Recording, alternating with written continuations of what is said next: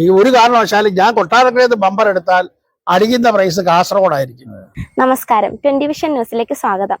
ബിനു ശ്രീഗണേഷ് സംവിധാനം ചെയ്ത ഇന്നല്ലെങ്കിൽ നാളെ എന്ന സിനിമയുടെ വിശേഷങ്ങൾ നമ്മൾക്കൊന്ന് കാണാം. പിന്നെ ആദ്യത്തെ ഒരു സംരംഭമാണെന്ന് തോന്നത്തില്ല, നന്നായിട്ട് ചെയ്തിട്ടുണ്ട്. നല്ലൊരു പ്രമേയം, നന്നായിരുന്നു, ഭയങ്കരമായിട്ട് ഇഷ്ടപ്പെട്ടു.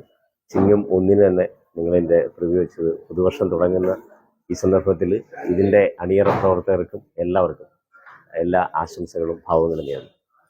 കരഞ്ഞുപോയി. നല്ല നല്ല അഭിപ്രായം. ഞാൻ പറയാനില്ല, ഒരു പുതുമുഖമല്ലേ പുള്ളി. ആ പുതുമുഖത്തിന് ഇത്രയും കഴിവ് ഉണ്ടെങ്കിലേ പുള്ളിക്ക് ഒരുപാട് ഭാവിയുണ്ട് കേട്ടോ. ഇരുന്നവർ മുഴുവൻ കരഞ്ഞുപോയി. വർത്തമാന കാലഘട്ടത്തിന്റെ ഒരു പ്രധാന ഒരു വിഷയം തന്നെയാണ് ഇത്. ഈ ആധുനിക കാലത്ത് ഏറ്റവും കൂടുതൽ മനുഷ്യ സ്വാധീനിക്കുന്ന ഒരു ചിത്രമായത്. വളരെ നല്ല ഒരു കഥയും അതുപോലെ തന്നെ അഭിനേതാക്കളും അതുപോലെ തന്നെ ക്യാമറ ചലിപ്പിച്ചതും എല്ലാം ഒരു നമ്മൾ സമൂഹത്തിൽ കാണുന്ന ആ ഒരു തന്നെ വളരെ മനസ്സിൽ നന്നായിട്ട് കൊള്ളുന്ന രീതിയിൽ, എല്ലാവർക്കും നന്നായിട്ട് ഇഷ്ടപ്പെടുന്ന രീതിയിലുള്ളൊരു കഥ. അതുപോലെ തന്നെ അഭിനയിച്ചവരും എല്ലാം ഒന്നിനൊന്നും വെച്ച് സംവിധാനവും എല്ലാം തന്നെ ഒരു രക്ഷയുമില്ല. പറയാതിരിക്കുന്ന നിർവ്വാഹികൾ തന്നെ ഇത്രത്തോളം നല്ല രീതിയിൽ എല്ലാ കാര്യങ്ങളും വളരെ നല്ല രീതിയിൽ തന്നെ ചെയ്തിട്ടുണ്ട്. Super super super, number 1.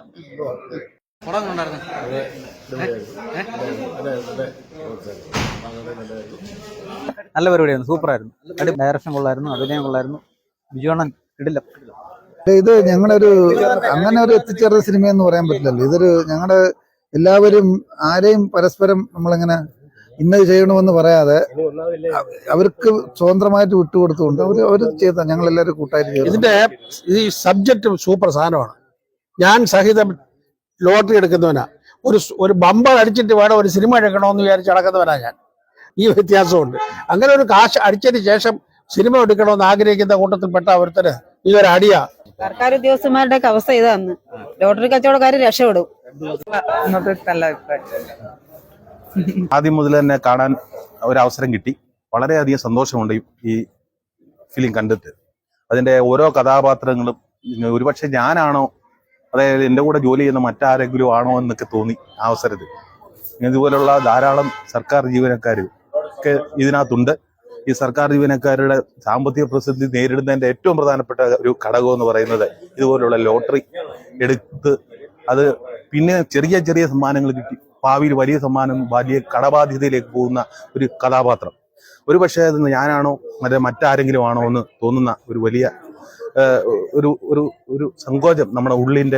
ഇതിൻ്റെ ഓരോ കഥാപാത്രങ്ങളും, പ്രത്യേകിച്ച് നായക കഥാപാത്രം അദ്ദേഹത്തിൻ്റെ കൂടെ പഠിച്ചതാണ്. പക്ഷെ അദ്ദേഹം അതിലുപരി അദ്ദേഹത്തിൻ്റെ വളരെ നല്ല രീതിയിലുള്ള അഭിനയം, നായികയുടെ അഭിനയം, പിന്നെ ഓരോ കഥാപാത്രങ്ങളും വളരെ നല്ലതാണ്. സന്തോഷമുണ്ട്. എല്ലാവരും നല്ല പടം, സൂപ്പർ. കൊള്ളാമോ? ഇതുപോലൊരു പടം കണ്ടിട്ടുണ്ടായിരുന്നു അതിന് മുമ്പ്? ഇല്ല. പടത്തെ കുറിച്ചുള്ള അഭിപ്രായം എന്താണ് നമുക്ക് പറയാനുള്ളത്? ഏറ്റവും നല്ല ആയിട്ട് എൻ്റെ മോനും അഭിനയിച്ച് കൂട്ടുള്ളവര്. മോനായിരുന്നു അഭിനയിച്ചല്ലേ? എൻ്റെ മോനെ ഒരു ഷോർട്ട് ഫിലിമാണ്. കൊള്ളാം, ഇഷ്ടപ്പെട്ടു. പിന്നെ നമ്മുടെ കാലിക പ്രമേയങ്ങൾ വളരെ കൃത്യമായിട്ട് ബലരാം എന്ന ഒരു കഥാപാത്രത്തിലൂടെ നമുക്ക് ഒപ്പിയെടുക്കാൻ പറ്റി. അപ്പം ഇങ്ങനെയുള്ള സിനിമകൾ മലയാളത്തിൽ വരുന്നില്ല. അപ്പം തന്നെ അടുത്ത ഷോ വാഴ എന്തൊക്കെയോ വാഴ, അത് കഴിഞ്ഞ് ഓന്ത്. ഇപ്പം സിനിമ എന്ന് പറയുമ്പം എന്തെങ്കിലും മെസ്സേജ് യൂത്ത് ട്രെൻഡിന് പാസ് ചെയ്യുന്നതാണ് കറക്റ്റ് സിനിമ. അപ്പം അത് എന്തായാലും ഒരു ഷോർട്ട് ഫിലിമാണ്. ഞാൻ ഒത്തിരി തിരക്കുള്ള ആളാണ്, പക്ഷെ കാണാൻ പറ്റി, ഇഷ്ടപ്പെട്ടു, അടിപൊളി. ഇങ്ങനെയൊക്കെ വേണം സിനിമ എടുക്കാൻ. ഇതുപോലുള്ള വാർത്തകളും വിശേഷങ്ങളുമായി 20 വിഷൻ ന്യൂസ് പ്രേക്ഷകരിലേക്ക് വീണ്ടും എത്തും.